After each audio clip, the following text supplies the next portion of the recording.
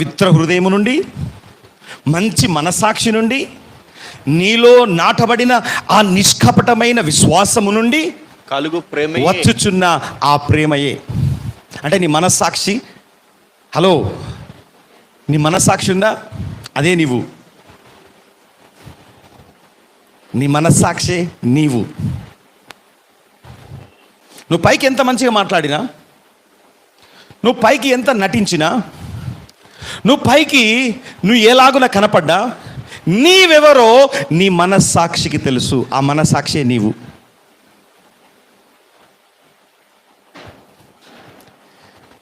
మనస్సాక్షి ఏదైతే నీ గురించి సాక్ష్యం ఇచ్చుచున్నదో అదే నీవు.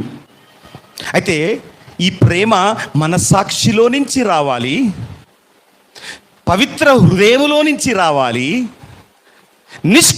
నిష్కపటమైన